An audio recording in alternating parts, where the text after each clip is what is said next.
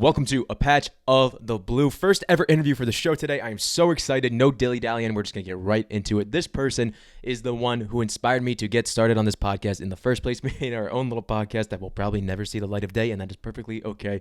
But I continue to admire him and look up to him as he is someone who is so well-rounded and so genuine.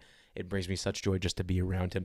I've had the pleasure of calling him a friend since the 7th grade when he moved back to the United States from India, and now he continues down his own journey, going through medical school to pursue his goal of becoming a doctor, and I'm so proud to call this man a friend. Without further ado, Sidharth Anand.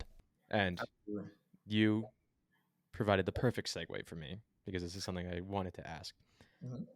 You had every choice in the world available to you, given your academic prowess, given your personality, given your skill sets, to learn very quickly anything that you wanted to. And you chose medical school. Why? What is the promoting factor? You could have chosen anything in the world. Why choose this? You're asking a medical interview question now, Tom. Oh, okay. No, I mean, well, they all ask, right? Why do you want to be a doctor? But yeah, you've asked in a much deeper way, which I appreciate. That's a great question. I think for me, I I love, and this is something that like I was questioning a little bit, to be honest with you. So if my med school friends listen to this, they'll, I'm interested to see what they think. But um, during my gap year, as you know, I worked for Regeneron, a biotech company, and Mm, you know, I knew I was applying to med school. I knew that I wanted to go to med school back then, but I I wanted to work in a biotech because I genuinely love research, and I was like, this is my last chance to do research before I'm into this path forever. So the question is, if I know I'm signing myself up for at least 8 years of med school, why am I going out of my way to try and do research? And I think this is going to answer the question a little bit differently than maybe you were looking for. But I think that for me, I always saw the two as connected. And for me, like, I wanted to stay in the biosphere. I think that, like, basically where I'm going with this is that I didn't necessarily feel 100% secure about my choice to be a doctor until I started taking my med school classes. So even when I was doing research, I was like, oh my God, I like this so much. Yes, I ultimately want to go back to school, but I had no real framework of what school was going to look like or what the next 8 years were going to look like. I was just, until I started, because I was always thinking short term, short term, short term. And now for the first time, I can see the path laid out. And so it sounds silly because I've only answered this question now after starting it, even though it's probably something I should have known signing myself up for it. So I think this goes back to what I said before. I think in my heart of hearts, I always knew that, like, this is the path for me, but only now it became clear. Like, for me, medicine is something that combines a lot of things that I'm both very good at and very passionate about. I think for the longest time, being coming from an Indian family, being exposed to computers and robotics and technology, it just never, gelled for me. I think that stuff is really cool. I wanted to learn about it, but it felt like I was being forced to learn about it. But with Yep. medicine, it's amazing because it's something that, like, a, makes my parents proud, which I'm not going to shy away from, is a huge motivating factor for what I do. Like, I want to make the people who supported me all this while proud. And but it's something so different from them, right? It's my own, it's my thing. And my family, I'm the only one who is remotely connected to the life sciences. It's genuinely mine. And to have something like that gives you that genuine joy, and being able to use that to actually go out and make connections and make a difference in people's lives is huge. I'm never going to stand here and be like, the main reason I do this is to help people, because as you said, you can do anything, a million and one things to help people. I fundamentally believe that, and I know people shit on finance and tech as being self promoting only, not, being big corp or whatever, but even those have a way of helping people. Like, I firmly believe that any genuine career that you do, you are doing a service. There's a million and one ways to help people. So I'm not going to sit here and be like, I want to be a doctor to help people. That's not my main motivation. There is a genuine joy for me in being able to teach, learn, write things out, draw diagrams. Even something as small. I bought an anatomy coloring book, dude. Like, it's right here. This is an anatomy coloring Really? book. Oh, that's awesome. Coloring these things gives me joy. Like, every little thing, every little aspect of creating something that is my own, about material, all this material that's out there, being able to learn that and genuinely internalize it gives me joy.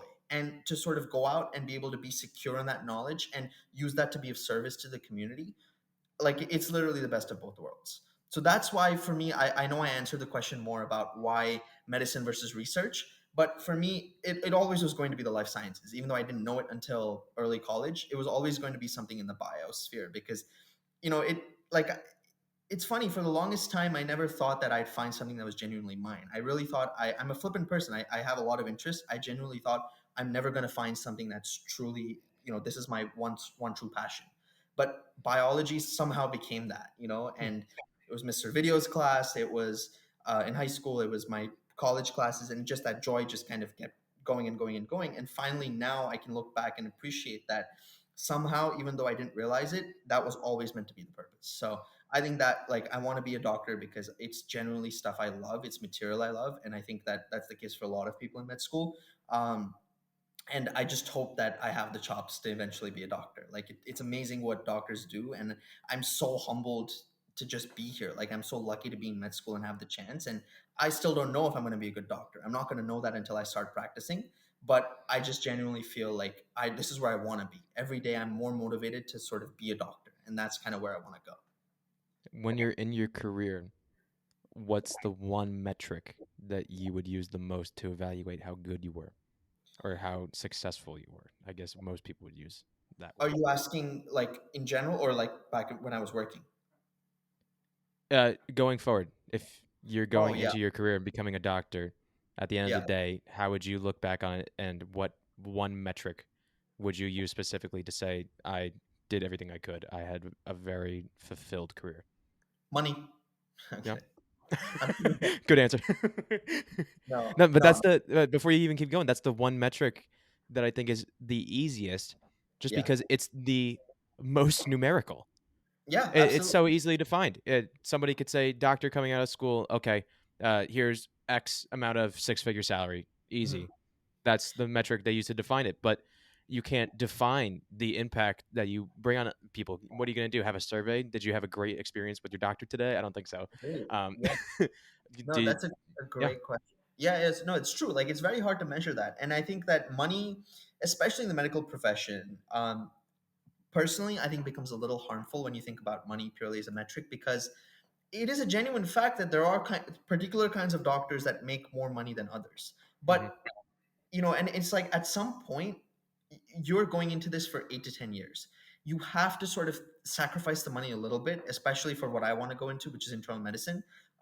Just a little bit compared to, like, I'm talking surgeries and ENTs and dermatologists, because if you're going to live your life like that, you will make enough money to the point where you can't be thinking about how much money other people are making. So I generally don't think that money alone is my main metric, because I know for a fact that there will be doctors making a lot more money than me, and I'm okay with that. So for me, it's going to be the ability to sort of not lose sight of what I'm interested in now and be able to apply that into my work. So it will definitely be doing research for the first part of my career and having publications and things like that, and genuinely being able to support and teach other med students and sort of kickstart their career will eventually be the metric for me. And then when it comes to my patients, it'll be definitely, like, I know saving lives is something that is also hard to measure, but and honestly unrealistic, but well, to a point. I mean, obviously that's the ultimate goal, but being able to sort of foster that genuine joy and have patients come back to me and sort of be that doctor for my family, and have that source of pride for my family and for the community that I serve, that's going to be the main metric. That was a great answer. And Thank you. I love that there's no shame in even mentioning money, because some people would completely shy away from it as if it's not a huge motivating factor to, I don't know, every single person on the planet. Yeah, It's a 100. Yeah, it's a necessary. I don't even want to call it a necessary evil. It's just necessary. It's We all necessary. we all need it. Yeah. There's no shame in pursuing it. There's a Not at all. difference between being full on greedy and wanting excess, Yep. or having enough that you can make a difference in however you choose to. So Yep. I love that answer. I thought that was as transparent as you could be. So Absolutely. thank you, thank you for that. Yeah. I love that. Do you think that anywhere along the line, when you look back and you see the influences that got you to this point, Mhm. since you have so many different interests, Do you think all I would have taken is one bad influence, one bad teacher, one bad experience in the research field, and you would have completely shifted? I don't think so personally, but I also think that that doesn't necessarily mean that, like, okay, I don't think that's happened for me, Mhm. but I don't. Also, I do think that is possible. Like, the experience would have to be really bad. The teacher would have to be really bad. The coach would have to be really bad. But I have had bad experiences, and I like to tell this story because I genuinely think that it says a lot about why I'm still with biology. But the first test that I took in honors bio, I failed badly. I still remember the Really? score: What eight was out of it? 30. 8 out of 30. What's the math on that? Is that a That would be 28? less than 30%, dude. That's like Yeah, that's a really bad score. I failed that test. That was the that's first thing. I impressive. bombed it. Absolutely bombed it. But you know, I failed computer tests before, and I've been like, "Fuck this, I'm done." Sorry, I don't know if I'm allowed to curse on the show. Uh, Yeah, I haven't cursed yet, but I think I'm think I'll put like I could do like the little explicit. I think you're good. okay, Yeah. I'm sorry. I didn't know. No, And dude, talk freely. Talk freely. I don't Yeah. think I've cursed at all in this interview. Uh, you had the PP joke at the beginning. Oh, I had the, Yeah, that's true. Yeah, yeah, yeah. two But times. You get one more strike. I'm kidding. one more. Okay, Yeah, okay. I'm Sorry. kidding. I'm Yeah. All kidding. right. Talk But freely. Please talk freely. thanks. So yeah, like, there have been moments where I've been like, you know what, I'm done with this. I don't, I took computer. Somehow I managed to get an A in computer science, intro computer science in college, but never took it again. Teach me. Yeah. So so that's my thing. Is like, when I think when there's genuine passion, there's very, very, very little that will deter you from that path. I genuinely believe that, especially in bio. I've had really bad experiences. I've gone into lab, and my first internship, I wasn't invited back because I was so bad at my internship. My first bio lab, and even in Surveillance class, messed up. Same thing in college. So I got a B in endocrinology. Like, and for to want to be a doctor, endocrinology is really fucking important, Yeah. So it's like it's something that those are the things that motivate me. Those are the things that get me going. And so I genuinely feel like having the ability to bounce back from that, and having the ability to look at that and be like, I'm ashamed of that, but at the same time, that only makes me want to get better at that. Do it again. Do it again. And so, yeah, I think that if it was particularly bad, maybe, but that's only if I didn't have that genuine passion to begin with. So given that deep-seated passion, that's how I know, is it, to answer your question another way, is I know that I'm passionate about this stuff because all this stuff that's happened hasn't deterred me. The very first exam, for me to have failed it so badly and stick with it, and still somehow, I really don't see the salutatorian as being that big an accomplishment. But if you want to look at GPA and stuff, like, to have to take on more bio classes, to come back in college and be a bio major and build a whole career based off that one failure, says to me that that is something I've genuinely enjoyed and liked right from the get go. That was a great quote. That you love it and it's purposeful. Once you get deterred for the first time, the second time, the 10th time, and you're like, let's go. Yeah, 11, 12, keep it yeah, going. Uh, absolutely. you've made it sound so entrepreneurial, or like how an athlete actor talks about their own career. But Yeah, it's so funny because being a doctor is associated with being one of the normal jobs. People become a doctor, they become a lawyer, they become right. an accountant, they become something safe. Not that being a Yep. doctor's safe at all. It takes years and years of effort, but Right. they become something more normal. They don't associate the risk taking Yeah. that goes into it. While you see someone Absolutely. who's an entrepreneur who has gone through countless amounts of times of having to fail, if they did it ethically and legitimately, they've Mhm. gone through that whole process and they've learned to love failure. Just like you said, you love Yeah. getting knocked down and laughing at it and getting back up and saying, I just got an 8 out of 30. All right, we're gonna move that to the side and we're gonna keep going. Like, you're not done. That Absolutely. is that something that was always in you?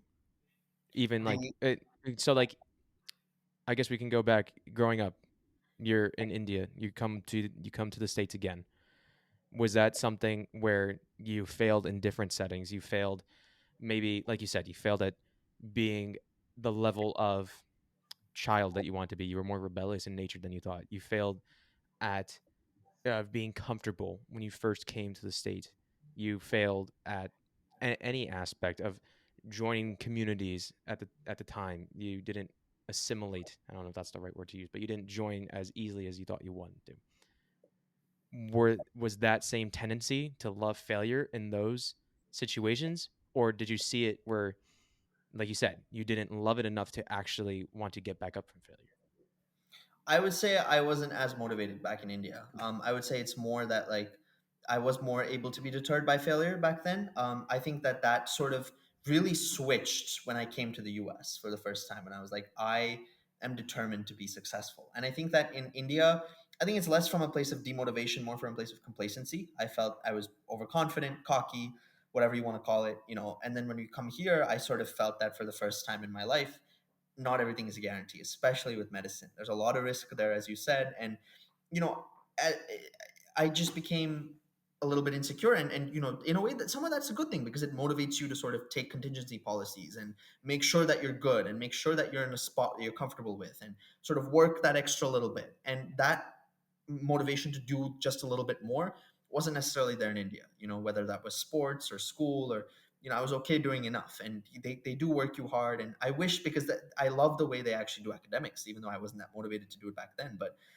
that's a kind of a little bit of a regret where I could like, if I had the motivation I did now in that system, I could have really done something special. So I think everything happened because I was meant to. I was meant to come here. I was meant to do well. I was meant to have this passion and sort of get to med school and have the failures that I had and get deterred and get back up.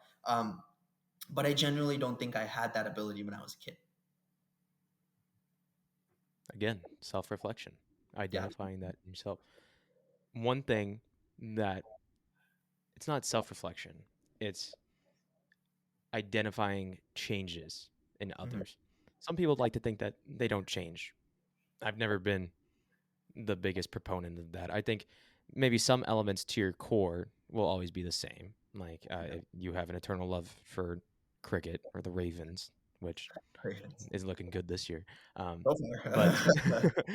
some elements I absolutely do think change, and where I see it the most is at transition periods in life. So, in our example, Mhm. we meet each other in the seventh grade. I know you as that version of you. Mhm. We go our own ways and we come back together that freshman year of college at that prom you were talking about. That was Very, yeah. very, it was still a very fun time. How cool, Yes. how cool are we? We went to two proms. Yeah. I, Look at I think us, we bro. get I think we get the fist bump for that one. But 100%. we come back together and I immediately see it. There's a change in you. I notice you're more assertive with yourself. You are more comfortable with who you are. We continue to go through our own paths and we continue to see each other, but we come back together really again in this period after we've graduated. And it's like meeting you for the third time. Mhm. And from an outside perspective, it's been such a pleasure to watch you grow from who you were when I first met you, which was, like you said, somebody who was in need of friendship. And I'm glad that we were able to find that with each other, to now somebody who I'm glad I have their friendship. And do you see that in yourself when you think about your own reflection? Do you see that change? I know it's a short period of time. What, seventh grade to now is, Yeah. I guess, not that short of a period of time. It's almost 10 years, but Many years. in the Yeah. grand scheme of things, it's not that long. Do you ever think about that? How you changed so much in that time period?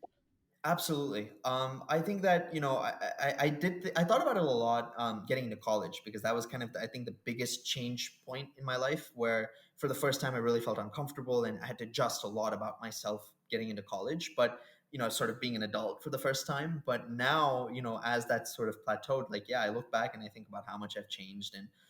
Yeah, even for you, like you know, that was really sweet of what you said about making Thank like you.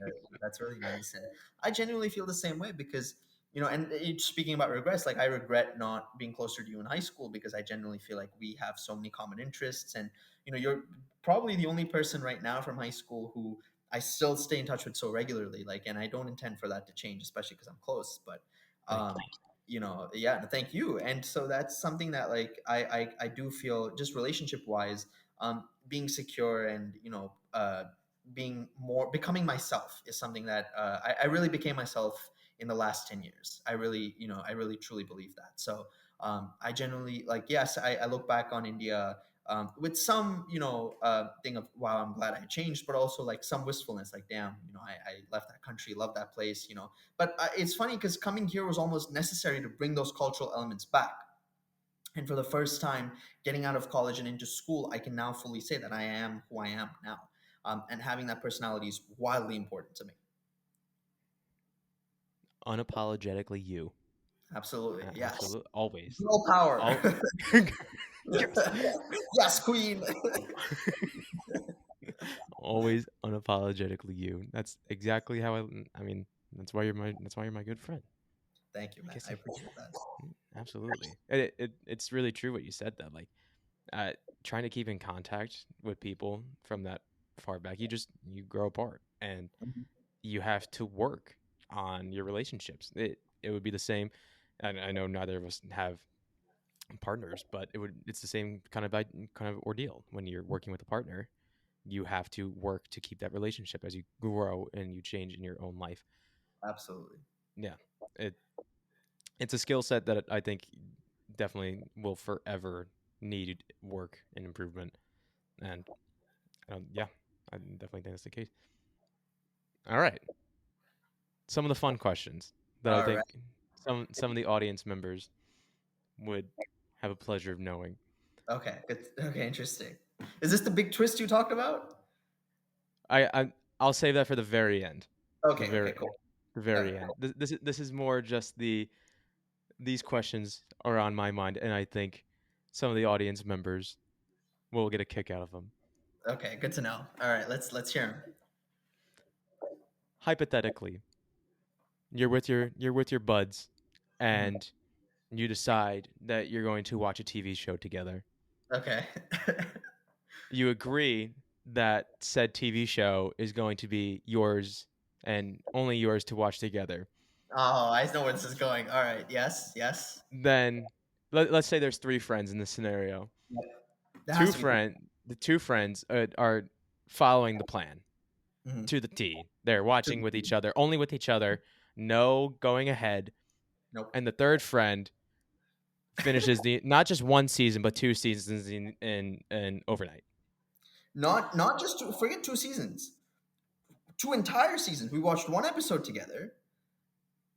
Oh Yeah. well, sorry. This is a hypothetical situation. My bad. Oh, hypothetically speaking, yeah. Hypothetically. I don't know who this happened to. I don't know who this. Yeah, I don't know what they're watching. Maybe it's like I don't know. Give me a show. What do you think they're watching?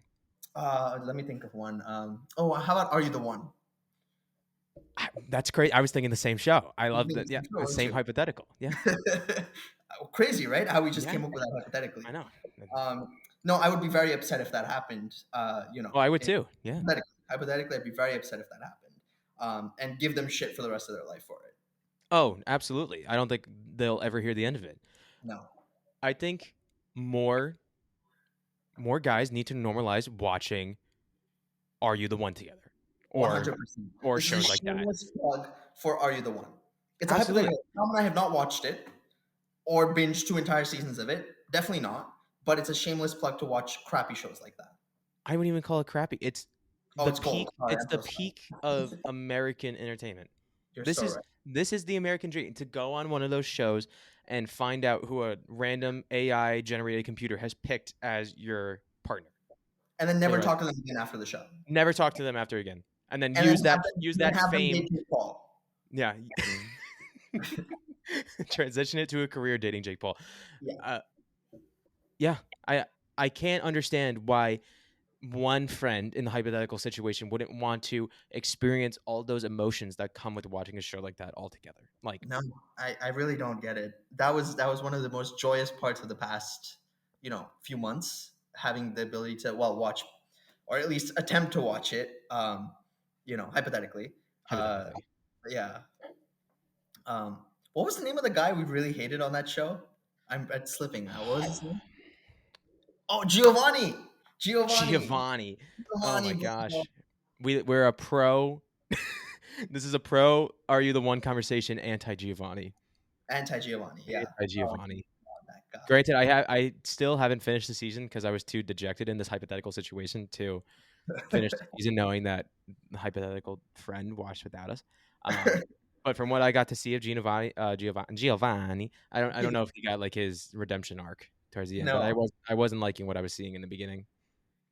So this was after we decided, because the hypothetical friend went ahead and watched the rest, that we would finish the season. So I actually did finish the season. Okay, So I can no tell you that worries. Yeah, you're good. you're in for a real treat. Okay, I think that might be what I do. That'll be like my Netflix binge Yeah, next time I get to do one. I'll finish I it think up. so Yeah, I'll give you a full book report, and I'll apologize to Giovanni if I change my mind. too. Apparently, I'm not going to. Probably not, actually, but you will be very entertained. That's for Yeah, sure. and I used a silly example because I think it ties into something that all of us need in our lives, and that's an escape of some sort, a safe escape like that. Yeah. What's your go-to at the end of the day? You've had a long day, whether like right now you're at school, you're Mhm, studying constantly, working mhm. very hard. What is your go-to in terms of relaxing, getting back down to that normal steady state like we were talking about before? TV. I know I probably shouldn't, but I would say it's a couple of things. So I pray every day, which is nice. But Hmm. at the end of a long day, whatever it is, right before I go to bed, I spend at least, I probably, I know studies say it's not good to have your phone next to you while you sleep, but regardless of whatever's happened through the day, I watch an episode of something and then fall asleep, however late it is. This also may be harmful, but my escape is like at the end of the night, even if it's like 1:30, I have to just like turn my brain off with something for 20 minutes and then go to bed. Yeah, Usually it's Family Guy now. I've been watching a lot of Family Guy, which is a ridiculous show. But the new seasons or reruns? I finished all the new seasons, so I'm going back and starting from the beginning. Okay, that's a long endeavor. Yeah, I know. But I never run out of things to watch, which is nice. Yeah, you can never. And plus, they're classics. Some They're of them are classic. just absolute classics. Yeah, but so looking back on some of them, dude, I don't know how some of that passed on TV. It's Oh my insane. gosh, no. Some of the jokes. Today, oh my gosh, they'd be done in 2 seconds. 100%. It's interesting that you say like maybe you shouldn't though. You think you're putting that own like distinction on, or do you think it's like societal distinction? Like you could be having better uses of your free time. Is that what you're trying to get at? I think it's more me. I would say society maybe. But honestly, like people watch TV and stuff. I would say I it was gonna could say get. I don't think there's anything wrong with it in moderation, just like anything. Like Yeah, yeah, yeah. But it means that like if it's like 2:30 and I'm like already like maybe we should just go yeah, to bed you because gotta be up at I'm 6:30. waking up sometimes. So it's yeah. I sometimes like I feel like oh my god I really need to watch something. So I could adjust it a little bit for sure, but that is my like escape. Yeah, I I know this about you, and I'm sure if any of our friends are listening, they'll know about you too. But cricket, Mhm. what's it like having an escape that not a lot of people understand in the United States, especially? It it has pluses and minuses. I would say it is a lot of fun because like it's cool to have your own thing and like feel like an athlete and go out and play games and like I played in a legit league and stuff and it's good to have that and like really play a sport and something that you're motivated and work towards and you've built this team with my younger brother who you also know Yep. Shout and out. huh. Shout out. Shout out, yeah, shout out to my brother Saket.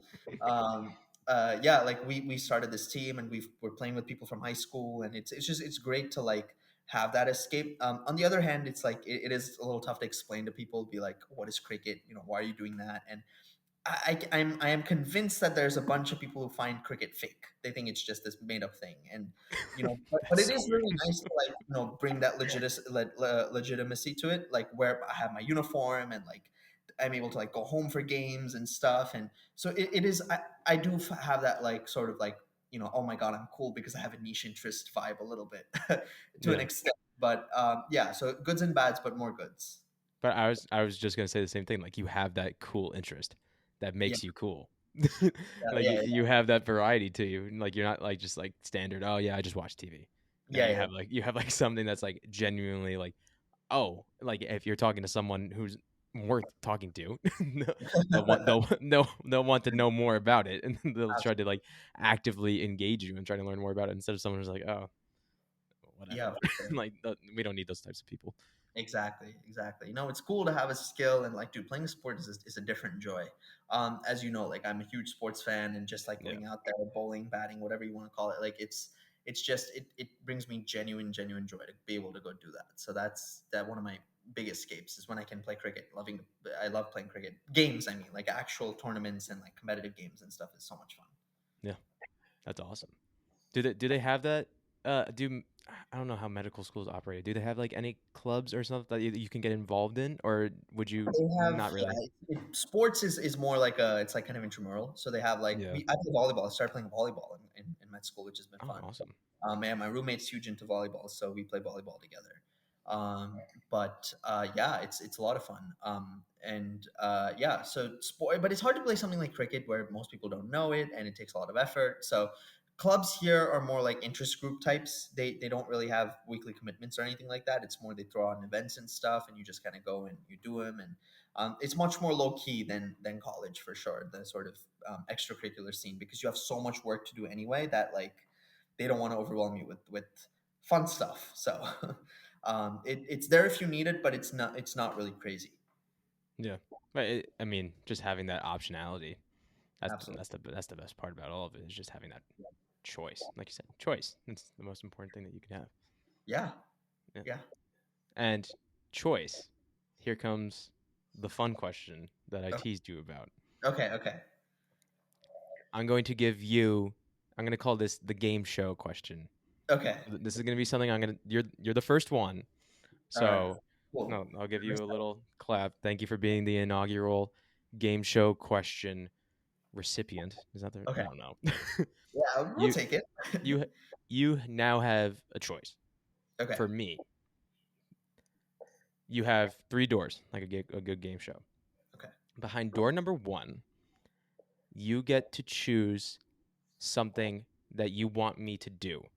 Okay. So, like when we talked about with regrets, it's those actions that we don't take. Hmm. So if you think of something that you've always thought about doing, but you never took the action on doing it, you can now pass that off to me as something to Okay. choose. So that's gonna be my little caveat. So somebody doesn't go like, "Oh, I want you to buy the next 1,000 kids who listen to this like a PS5." Like we got to have some boundaries on it. So that's Yeah. the caveat. It's got to be something maybe that you thought about that you didn't do. Hmm. Behind door number two, you provide me with something that you do in your daily life, or not daily life, but on routine, Hmm. that provides you with that sense of purpose that calms you down, something like that. So anything that we talked about, maybe it's something we didn't talk about. Hmm. Or third, you provide me with someone who you think would be great to speak with, who instilled these values in you, who you look up to in your daily life, someone who you rely on to have similar types of conversations and gain their wisdom. So I give you those three options. I know Wow. I didn't prep you for it. Yeah, So, you didn't. and here's the third or here's the additional caveat. Okay. The listeners aren't getting the answer today. So Oh. I want you to think about it because I want you to give a very genuine, thoughtful answer. Okay. And then when it's time, the listeners will know what you chose. Okay. Accepted. That's where we're going to cut back in with the interview. And Okay. now all the viewers are going to be really mad because they're going to have no idea what we just talked about, Absolutely. And it's and gonna they're be not going. really They're not going to for I think a little bit at least, but we'll get there. We'll get there. awesome. That's very exciting. Cool. I'm This is excited too. great, dude. This I'm is so fantastic. excited. I've been thinking about this. Sorry, viewers. You're just gonna have to wait. So- You're just gonna have to wait. My friend, this was great. Thank you Thank you for so being. much for Thank you having for me. being my first interview. Thank you for having me, dude. Thank you for doing this. This is so great. I'm actually very glad I walked into this blind, because I think that like podcasts a lot of times like it is a lot of effort to sort of work on collaboration. This is just my from my opinion on having done podcasts before.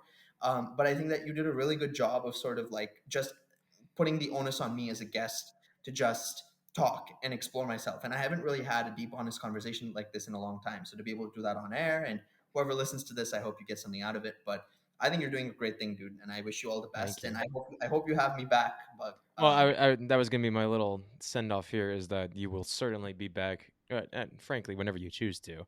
Um, so we'll be not only in person, being seeing more of each other, but uh, anytime we want to have one of these conversations, anything that comes up in our lives that would be something that we just want to discuss with each other and maybe see, like I was talking about with like the journaling aspect, see if someone else shares the same thoughts and we know the other one's not crazy. We're just like, yeah, this is something that people go through, and absolutely, we get to dude. share it with everyone.